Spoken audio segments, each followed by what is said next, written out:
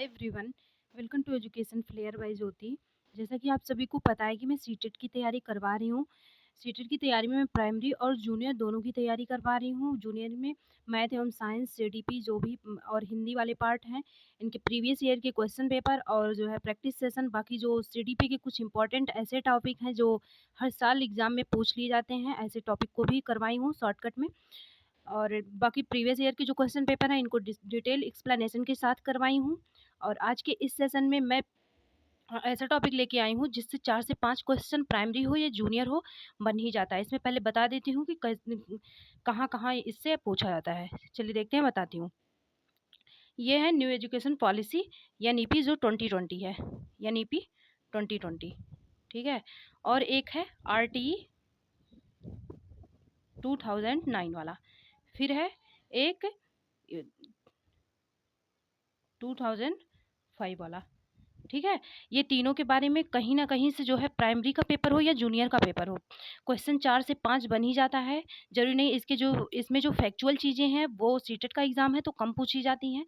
जिसमें डिटेल चीज़ें हैं, जैसे कैसे बच्चे को पढ़ाना है, किस हिसाब से इसका पोर्टफोलियो तैयार करना है, इन सब चीज़ों से रिलेटेड इस बेस इसको बना के, जैसे NEP 2020 वाला है, बेस इसको बना के पूछ लिया जाता है कि इसके हिसाब से कैसे बच्चे को मतलब मैनेज करना है, कैसे पढ़ाना है, कैसे पोर्टफोलियो तैयार करना है, कैसे उसके हर तरफ से जो है डेवलपमेंट करना है। इन सब चीज़ों से क्वेश्चन बन जाता है, इसलिए ये आपके एग्ज़ाम के लिए इम्पोर्टेंट है। चलिए देखते हैं, इसमें पहले NEP 2020 देखेंगे। न्यू एजुकेशन पॉलिसी जो 2020 वाला है, इसके अंतर्गत देखते हैं क्या-क्या इम्पोर्टेंट है। शिक्षा का सार्वभौमिकरण, मतलब हर जगह शिक्षा का जो क्षेत्र है उसको इंक्रीज़ किया जाए, ब्रॉड लेवल पे शिक्षा को लागू किया जाए, इसका ये मतलब है। फिर है जिसमें पहले 10+2 का पैटर्न, आपको पता होगा कि पहले 10+2 का पैटर्न फॉलो होता था, लेकिन उसको चेंज कर दिया गया है। अब 5+3+3+3+3 वाला +4 वाला पैटर्न चलेगा, ठीक है? यही बोल रहा है, परंतु अब इस पॉलिसी के अंतर्गत 5+3+3+4 का पैटर्न फॉलो किया जाएगा। इसमें जो इसका पैटर्न है इसको चेंज कर दिया गया है, ठीक है। 10+2 के पैटर्न को इसमें ला दिया गया है। नेक्स्ट देखते हैं, जिसमें 12 ईयर्स की स्कूली शिक्षा होगी और 3 साल की प्री स्कूली शिक्षा। इसमें से जो 3 साल है, 15 साल है टोटल, इसमें जो 12 साल है वो स्कूली शिक्षा है और जो 3 साल है ये प्री स्कूली शिक्षा होगी, ठीक है। नेक्स्ट देखते हैं, इसमें मेडिकल, हाँ, ये भी पूछ लिया जाता है कि इसमें कौन-सी पढ़ाई शामिल नहीं है, तो इसमें मेडिकल और लॉ की पढ़ाई को शामिल नहीं किया गया है, इसको इंक्लूड नहीं किया गया है, मेडिकल और लॉ की पढ़ाई को। नेक्स्ट देखते हैं, इस पॉलिसी का लक्ष्य गुणवत्ता, ये आपके लिए इंपॉर्टेंट है, डिटेल में जानना है क्योंकि सीटेट का एग्जाम है, इसलिए फैक्चुअल चीज़ें कम पूछी जाती हैं। इस पॉलिसी का मुख्य लक्ष्य गुणवत्तापूर्ण शिक्षा, क्वालिटी एजुकेशन देना है, तक समान पहुँच प्रदान करके नवाचार को बढ़ावा देना और समग्र विकास को बढ़ावा देना। मतलब कोई एक विकास को लेके नहीं चलना है, मल्टी जो डेवलपमेंट होते हैं उनको लेके चलना है। Social development, mental development, cognitive वाले डेवलपमेंट, सबको लेके चलना है। शिक्षा प्रणाली को बदलना है, केवल एक चीज़ पे फोकस नहीं करना है। नेक्स्ट देखते हैं, यह नीति शिक्षार्थी केंद्रित दृष्टिकोण की आवश्यकता पर जोर देती है। बिल्कुल, इसमें जो चाइल्ड सेंटर्ड वाली बातें हैं वो मुख्य हैं, ठीक है। चाइल्ड सेंटर्ड होके एजुकेशन देना है। नेक्स्ट देखते हैं, जो महत्वपूर्ण रचनात्मकता और समस्या समाधान पर केंद्रित है। जो महत्वपूर्ण रचनात्मकता और समस्या समाधान पर केंद्रित है, जो भी उसमें प्रॉब्लम्स होंगे, प्रॉब्लम सॉल्विंग वाले भी चीज़ चलेंगे। और रचनात्मकता मतलब क्रिएटिविटी ज़्यादा करवाई जाएँगी। इन सब चीज़ों पे जोर दिया गया है NEP 2020 वाले में, ठीक है। नेक्स्ट देखते हैं, इसका केंद्र भी, हाँ, इसका जो मुख्य है बहुविशेषता है और समग्र शिक्षा है, मतलब हर तरफ शिक्षा, सारी शिक्षाएं देनी है। खेल से रिलेटेड हो वो भी शिक्षा आपको देनी है, पुस्तकीय ज्ञान भी देना है, इमोशनल डेवलपमेंट भी करना है, सोशल जो डेवलपमेंट होता है वो भी करना है, और जो मेंटल डेवलपमेंट होता है वो भी करना है, फिजिकल डेवलपमेंट में भी योगदान देना है, बाकी कॉग्निटिव वाली जो चीज़ें हैं उनमें भी ध्यान देना है। इसलिए इसमें जो है समग्र शिक्षा वर्ड यूज़ किया हुआ है। चलिए और देखते हैं इसमें क्या नहीं है, इसको देखते हैं, ठीक है। इसमें बोल रहा है दूसरी ओर कठोर पाठ्यक्रम, इसको हटाया गया है। दूसरी ओर कठोर पाठ्यक्रम, शिक्षा शास्त्र मूल्यांकन, जो ज़्यादा असेसमेंट बनाए जाते थे, बार-बार मूल्यांकन, इसको हटाया गया है। और परीक्षा की ओर उसके अधिगम और आकलन की योगात्मक तरीकों को अपनाना न्यू एजुकेशन पॉलिसी का हिस्सा नहीं है। ये सब न्यू एजुकेशन पॉलिसी जो NEP 2020 है इसमें ऐड नहीं किया गया इन सब चीज़ों को। कठोर पाठ्यक्रम को हटाया गया, शिक्षा शास्त्र मूल्यांकन को कम किया गया, सुधारा गया उसमें, और अधिगम और आकलन की योगात्मक तरीकों को भी चेंज किया गया है। ये सब इसमें ऐड नहीं किया है, क्योंकि ये छात्रों की खोज और सीखने की क्षमता को प्रतिबंधित किए करते थे। हाँ, जो छात्रों में होता नहीं, खोज विधि होती है, जैसे एक्सप्लोरेशन बोलते हैं, और सीखने की जो क्षमता, लर्निंग एबिलिटी होती है, इन सब चीज़ों को क्या करता है था, डिक्रीज़ करता था ये। जब बच्चा फ्री ही नहीं रहेगा, उसका जो माइंड होगा वो हमेशा किस पे लगा, माइंड उसका जो है नंबर्स पे लगा रहेगा, मूल्यांकन होगा तो नंबर्स पे ही माइंड लगा रहेगा, तो बच्चा जो है फ्री होके सीख नहीं पाएगा। तो उसमें जो एक्सप्लोरेशन वाली चीज़ें हैं और जो लर्निंग एबिलिटी है, ये सब डाउन होंगे, ठीक है? ये सब क्या होंगे, डिक्रीज़ होंगे। चलिए देखते हैं नेक्स्ट। अब क्वेश्चन लगाते हैं इस पे बेस्ड, ठीक है? क्वेश्चन के माध्यम से समझेंगे, क्योंकि क्वेश्चन भी बड़े-बड़े हैं, डिटेल में है, ऑप्शन के हिसाब से हम देखेंगे क्या है इसमें, क्या नहीं, ठीक है? पहले यानी कि 2020 वाला है। चलिए देखते हैं। हेतल घर में गुजराती बोलती है। कोई हेतल नाम की लड़की है, वो घर में अपने क्या बोल रही है, गुजराती बोलती है, और इस भाषा को पढ़ने और लिखने में उसका प्रवाह है। वो मतलब इस भाषा में उसका जो स्किल है वो वेल डेवलप्ड है, ठीक है? उसके विद्यालय में शिक्षा का माध्यम हिंदी है, लेकिन जब उसके स्कूल में जो है एडमिशन करवाया गया, वहाँ पे जो एजुकेशन का मीडियम है वो हिंदी है। वह यह भाषा नहीं जानती, वो ये भाषा हिंदी को क्या करती है, नहीं जानती, और गुजराती को क्या करती है, जानती है। चलिए देखते हैं क्या करना है। हेतल को विद्यालय में सिर्फ हिंदी वो हाँ, राष्ट्रीय शिक्षा नीति 2020 के अनुसार, देखिए ये दे दिया ना, ऐसे क्वेश्चन पूछा जाता है। राष्ट्रीय शिक्षा नीति 2020 के अनुसार आप आंसर दीजिए। चलिए देखते हैं। हेतल को विद्यालय में सिर्फ हिंदी बोलने के लिए कहना चाहिए, गलत है। आप किसी चीज पे जोर नहीं दे सकते। नेक्स्ट देखते हैं। क्वेश्चन ऑप्शन नंबर सेकेंड वाला है, बहुभाषावाद, हाँ, मल्टीलिंगुअल की जहाँ बात हो वो ऑप्शन सही होता है, ठीक है? कि संस्कृत सृजित करने के लिए और सभी बच्चों को एक दूसरे की मातृभाषा का सम्मान करना चाहिए, जो इनेट लैंग्वेज होता है उसका सम्मान करना चाहिए, और क्या करना चाहिए, सम्मान करने के लिए कहना चाहिए। हाँ, जो उसका गुजराती लैंग्वेज है उसको जो है उसमें मतलब उसको ये नहीं कहना चाहिए तुम जो गुजराती लैंग्वेज सीखी हो इसको छोड़ना नहीं है, ठीक है? उसी के साथ साथ हिंदी को भी उसमें ऐड करा देना है, और बाकी जो सारे बच्चे हैं उनको भी उसके साथ मैनेज करना होगा। क्योंकि जो है हम मान के चलेंगे, यानी कि 2020 के अनुसार मल्टीलिंगुअल को ही बेस बनाया जाएगा। इसका सही आंसर ऑप्शन नंबर सेकंड वाला होगा। नेक्स्ट देखते हैं क्वेश्चन नंबर 3 वाला। क्वेश्चन नंबर थर्ड है, सभी छात्रों के लिए अधिगम की सुविधा के लिए एसईडीजी उसे बोलते हैं जो आर्थिक एवं सामाजिक रूप से पिछड़े हुए होते हैं। सोशियो इकोनॉमिकल क्या होते हैं, डिसएडवांटेज जो होते हैं ग्रुप, इसका फुल फॉर्म यही होता है, सोशियो इकोनॉमिकल डिसएडवांटेज ग्रुप, ठीक है? सोशियो इकोनॉमिकल डिसएडवांटेज ग्रुप, यही होता है इसका फुल फॉर्म। और हिंदी में होता है आर्थिक और सामाजिक रूप से पिछड़े हुए जो बच्चे हैं। फिर पर विशेष ध्यान देने के साथ स्कूली शिक्षा के दायरे में ये यहाँ पे भरना है। शिक्षा प्रकार को शामिल करते हुए सीखने के लिए कई मार्गों को सुविधाजनक बनाने के लिए व्यापक किया जाएगा। इसमें कौन-कौन से मार्ग होंगे जो अपनाया जाएगा, जिन ऐसे बच्चों के लिए जो क्या है, सामाजिक और आर्थिक रूप से क्या है, पिछड़े हुए हैं, ठीक है? समाज से भी पिछड़े हैं और आर्थिक रूप से भी। इसमें पहला वाले में होगा शिक्षक के दायरे में औपचारिक पहला होगा, और दूसरा होगा गैर औपचारिक। औपचारिक का मतलब फॉर्मल होता है, औपचारिक का मतलब फॉर्मल जो स्कूल में शिक्षा दी जाएगी, और गैर औपचारिक का मतलब जो फैमिली से शिक्षा पाएगा वो, जो सोसाइटी से शिक्षा पाएगा वो गैर औपचारिक होता है। इसमें दोनों को ऐड करना पड़ेगा, दोनों साथ देंगे तब इसका विकास हो पाएगा। नेक्स्ट देखते हैं। क्वेश्चन नंबर थर्ड वाला है ये, एनईपी 2020 के मूलभूत स्तंभों के संबंध में निम्नलिखित में से कथनों पर विचार कीजिए। अभिगम्यता ये नहीं है इसमें, इसका जो मूलभूत स्तंभ है, ये नहीं है कि सारे सही हो जाएंगे। जो मूलभूत स्तंभ है, मेन जो इसका मोटिव है, मेन जो सेंटर है उसी को बताना है। सामर्थ्य बिल्कुल सही है। ये जवाबदेही, हाँ जवाबदेही होगा, पेरेंट्स मीटिंग होगी, बच्चों के जो रिपोर्ट्स होंगे, पोर्टफोलियो होंगे, उनको दिखाना होगा पेरेंट्स के साथ, और ये भी बताना होगा कितना प्रोग्रेस हुआ, कितना किस क्षेत्र में कितना बच्चे का डेवलपमेंट हुआ, ये भी है। क्वालिटी ऑफ एजुकेशन की बात तो होती ही है, क्वालिटी ऑफ एजुकेशन, क्वालिटी वाली एजुकेशन को देना है। समता का मतलब इक्वलिटी को प्रमोट करना है, सारे बच्चे को समान समझना है। पहुंच का मतलब वो होता है कि एजुकेशन सेक्टर में या फिर जो भी डेवलपमेंट हम करा रहे हैं, इसमें बच्चा कहाँ तक पहुंच पाया, जिस लेवल तक हम चाह रहे हैं, कि बच्चा डेवलप हो पाए, उस लेवल तक वो पहुंचा भी या नहीं, ये होता है पहुंच, ठीक है? चलिए देखते हैं इसमें कौन सा इसका सही आंसर होगा। ये वाला second, third, fourth, fifth, sixth सब है, पहले वाले को छोड़ दो, बाकी सारे सही हैं, ठीक है? ये वाला फोर्थ वाला आंसर सही है। Second, third, fourth, fifth, sixth, ये वाला। नेक्स्ट देखते हैं क्वेश्चन नंबर 55 वाला है,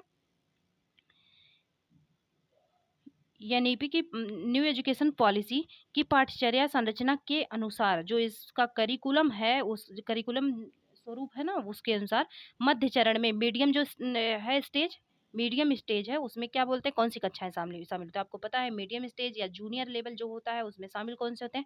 6 to 8 वाले। आंसर नंबर सेकेंड वाला सही होगा। ठीक है, नेक्स्ट देखते हैं।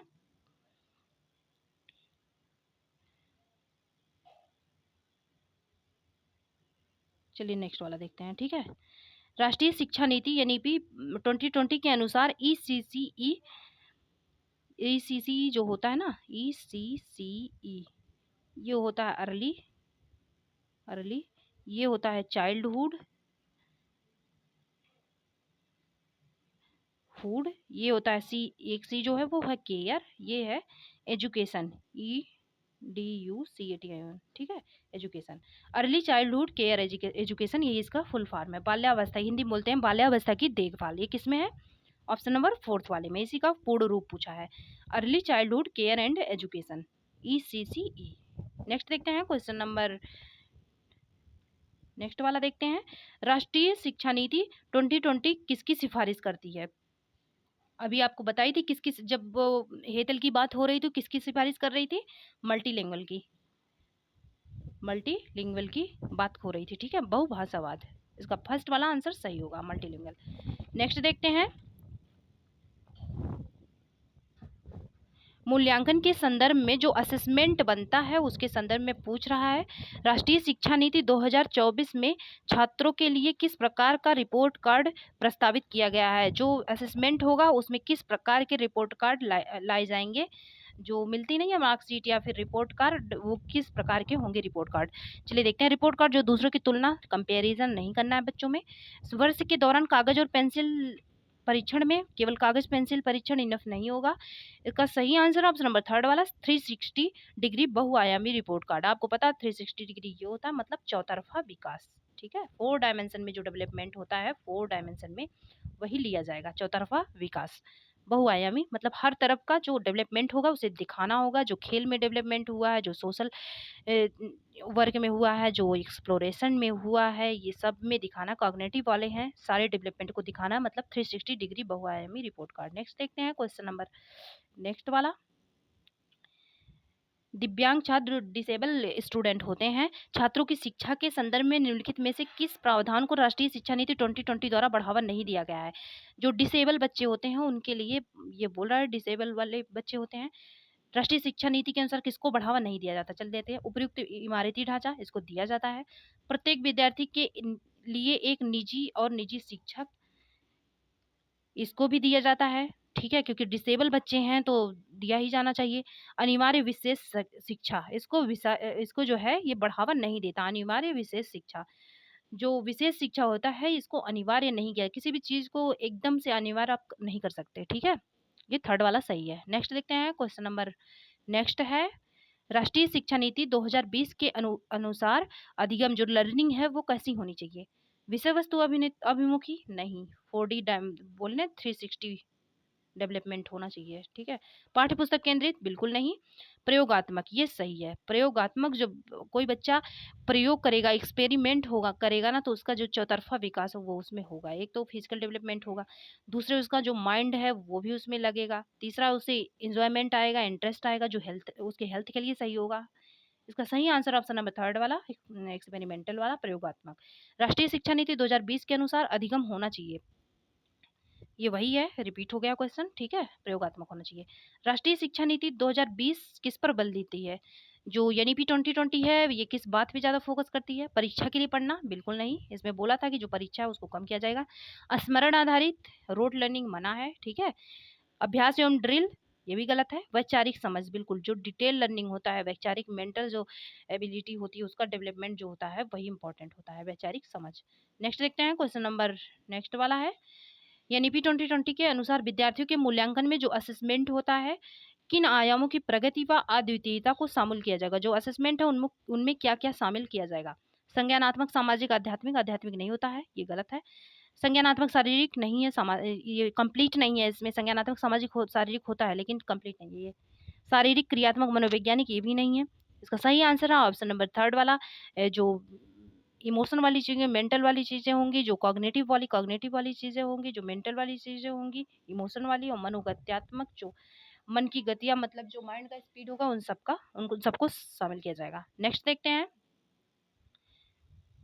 नेक्स्ट क्वेश्चन है एनईपी 2020 क्या प्रस्तावित करती है? विद्यालय की पाठ्यचर्या की विषय वस्तु में कटौती। नेक्स्ट देखते हैं। विद्यालय की पाठ्यचर्या के लचीलेपन में वृद्धि, ये भी सही है। बोला था अभी कि पाठ्यचर्या में कटौती की जाएगी, जो चैप्टर्स हैं उनमें कटौती की जाएगी क्योंकि वो ज्यादा ब्रॉड हैं, ठीक है। फिर विद्यालय की पाठ्यचर्या के लचीलेपन में वृद्धि, बिल्कुल है, लचीलापन में वृद्धि लाया जाएगा, नरमी लाई जाएगी। और रटंत, ये गलत है, रोट लर्निंग मना है, ठीक है। विवेचात्मक चिंतन को, हाँ ये भी सही है। फर्स्ट सेकेंड फोर्थ वाला ऑप्शन सही होगा, ऑप्शन नंबर थर्ड वाला। नेक्स्ट देखते हैं क्वेश्चन नंबर। नेक्स्ट है राष्ट्रीय शिक्षा नीति 2020 किस उपागम के लिए शिक्षण शास्त्रीय बदलाव की अनुशंसा करती है? किसमें ये बदलाव चाहती है? चलिए देखते हैं। संरचनावादी, व्यवहारवादी नहीं, क्रिएटिविटी और जो बिहेवियर वाली चीजें होती है उनमें वो बदलाव नहीं चाहती।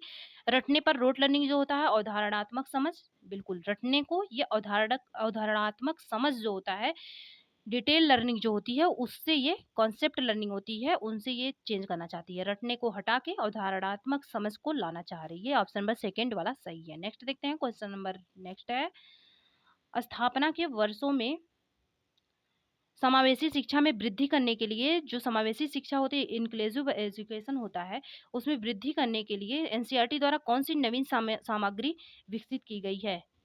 इंक्लूसिव जो एजुकेशन होता है उसमें वृद्धि करने के लिए जो एनसीईआरटी है उसने क्या ऐड किया है? चलिए देखते हैं। वर्षा नहीं, ये ऑप्शन नंबर सेकेंड वाला सही होगा, बरखा। नेक्स्ट देखते हैं क्वेश्चन नंबर, ये देखिए एनसीएफ आ गया, नेशनल करिकुलम फ्रेमवर्क। इसका फुल फॉर्म होता है नेशनल करिकुलम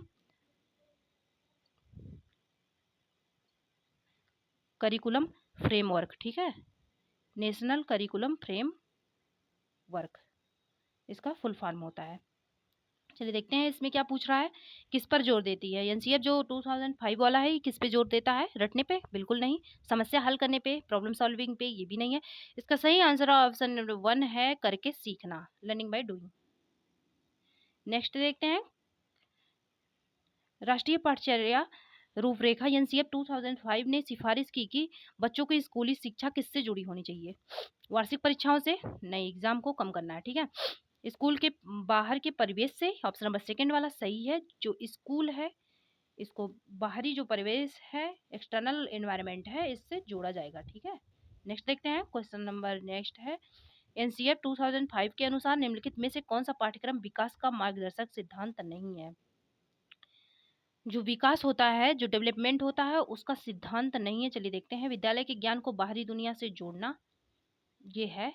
यह सुनिश्चित करना कि शिक्षण रटने की पद्धति से हट जाए। फिर है परीक्षाओं को आसान बनाना, ये भी है। इसका सही आंसर है ऑप्शन नंबर सेकेंड वाला, परीक्षाओं को, ये वाला, परीक्षाओं को आसान बनाना, ये नहीं है, ठीक है।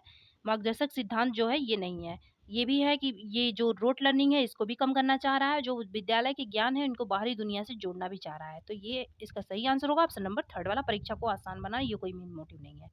नेक्स्ट देखते हैं। क्योंकि इसमें जो सिलेबस है उनको कम करने पे जोर दिया गया है, परीक्षा को बाकी आसान, जो असेसमेंट है उनको भी कम किया जाएगा, लेकिन ये नहीं कहीं कहा गया कि एग्जाम जो होंगे वो इजी होंगे। नेक्स्ट देखते हैं।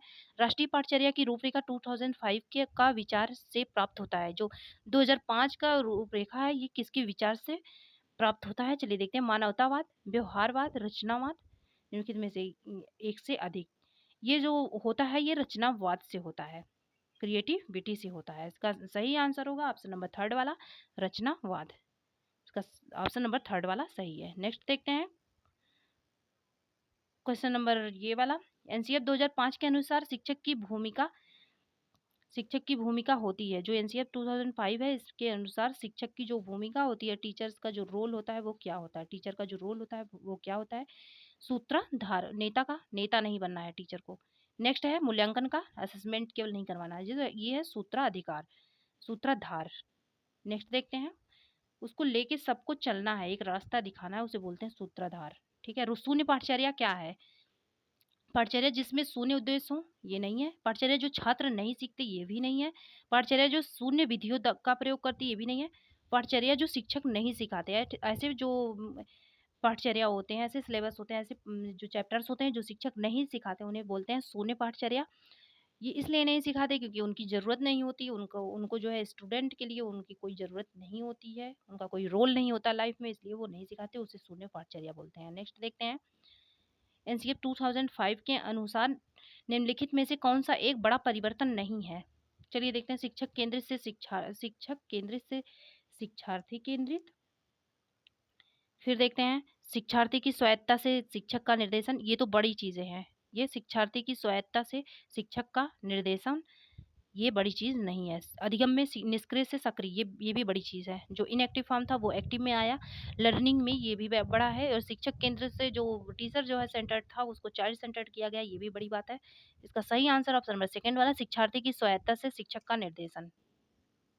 नेक्स्ट देखते हैं, क्वेश्चन नंबर नेक्स्ट है, एनसीएफ 2005 मुख्यतः किस पर आधारित है? जो एनसीएफ 2005 है वो किस पर आधारित है?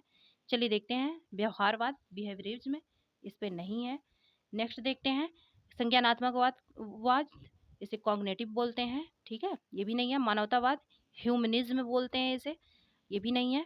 संरचनावाद मतलब क्रिएटिविटी, क्रिएटिविटी जो है इसी पे है ये। इसका सही आंसर ऑप्शन नंबर फोर्थ वाला, क्रिएटिविटी। नेक्स्ट देखते हैं, एनसीएफ 2005 के अनुसार अधिगम अपने चरित्र में जो लर्निंग होता है उसका क्या रूप होता है? चलिए देखते हैं, ये निष्क्रिय सामाजिक होता है, बिल्कुल नहीं होता। निष्क्रिय सरल, ये भी नहीं। सक्रिय सरल, सरल नहीं जोड़ेंगे। ये ऑप्शन नंबर फर्स्ट वाला सही है, एक्टिव होता है और सोशल होता है, सक्रिय और सामाजिक होता है। नेक्स्ट देखते हैं, एनसीएफ 2005 के अनुशंसा करती है कि शिक्षण को अधिकतम महत्व देना चाहिए। कक्षा अधिगम को स्कूल के बाहर के जीवन से जोड़ने से, सही लग रहा है ये। पाठ्यपुस्तक में दिए गए सभी वैज्ञानिक शब्द ये याद करने, रोट लर्निंग गलत है। ठीक है, पाठ्यपुस्तक अभ्यास में दिए गए सभी प्रश्नों का उत्तर दे, सभी प्रश्नों का उत्तर देना इनफ नहीं होता। परीक्षार्थी में छात्रों के प्रदर्शन में सुधार लाने के लिए, ये भी नहीं है। जितना ये सही है उतना कोई सही नहीं है। जो स्कूल होता है उसको बाहर के जीवन से ऐड करना।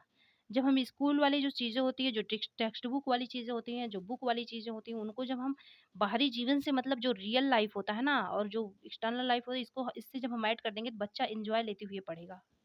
नेक्स्ट देखते हैं, क्वेश्चन नंबर नेक्स्ट है, राष्ट्रीय पाठचर्या की रूपरेखा 2005 में किस बदलाव की बात की गई है? देखते हैं, दिए गए ज्ञान को विकसित करना, नए ज्ञान का निर्माण करना।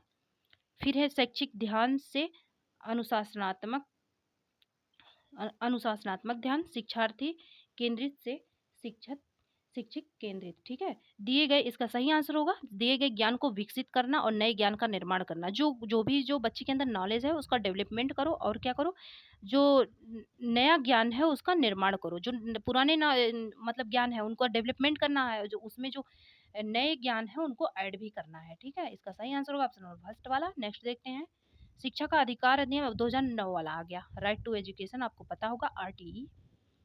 ये होता है 2009 वाला जो है, कभी कभी इसका फुल फॉर्म पूछ लेता है, आरटीई, राइट टू एजुकेशन। ठीक है, राइट टू एजुकेशन, EDUCATION। ठीक है, राइट टू एजुकेशन। चलिए देखते हैं इसका क्वेश्चन क्या है। शिक्षा का अधिकार अधिनियम 2009 के अनुसार निम्नलिखित में से कौन सा स्कूल प्रबंधन समिति का उत्तरदायित्व नहीं है? विद्यालय विकास योजना तैयार करना बिल्कुल है, जो स्कूल का डेवलपमेंट प्लानिंग होता है उसको करना है। माता पिता को अपने बच्चे को दंडित करने के लिए प्रोत्साहित करना बिल्कुल नहीं। जो दंड वाली चीजें होती हैं, पनिशमेंट वाली चीजें, ये नेगेटिव टैग वर्ड होते हैं, ये गलत होता है। ठीक है, इसका सही आंसर होगा ऑप्शन नंबर सेकंड वाला। नेक्स्ट देखते हैं, आरटीई 2009 शिक्षकों के लिए प्रति सप्ताह कितने घंटे का काम करने का निर्देश देती है? ये तो सीटेट में हालांकि नहीं पूछा जा सकता, लेकिन यूपी टेट में आ सकता है, या फिर जो स्टेट वाले टेट होते हैं उसमें पूछा जा सकता है, क्योंकि ये फैक्चुअल चीज़ें ज़्यादा हैं। ठीक है, केवल इस वाले क्वेश्चन में। इसका जो सही आंसर ऑप्शन नंबर सेकेंड वाला है, 45 आवर्स। नेक्स्ट देखते हैं, विद्यालय विकास योजना आरटीई 2009 की किस धारा में प्रस्तावित है? जो विद्यालय विकास योजना की बात कही गई है, स्कूल डेवलपमेंट प्लानिंग, ये है धारा 22 में। नेक्स्ट देखते हैं, आरटीई अधिनियम धारा जो आरटी 2009 है उसमें जो धारा 28 है सरकारी स्कूल के शिक्षकों के लिए क्या उसमें रूल है। ये है छात्र को पढ़ाने पर प्रतिबंध लगा दिया जाएगा, गलत है।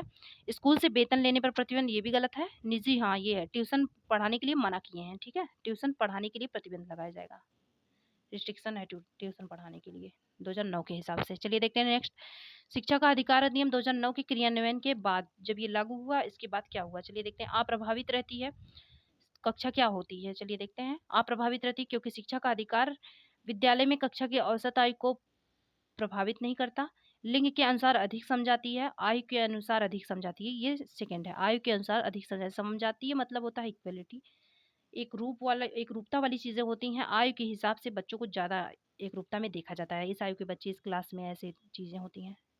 नेक्स्ट देखते हैं, शिक्षा के अधिकार अधिनियम 2009 के अनुसार शिक्षक को निम्नलिखित में से कौन से कर्तव्य निभाने चाहिए।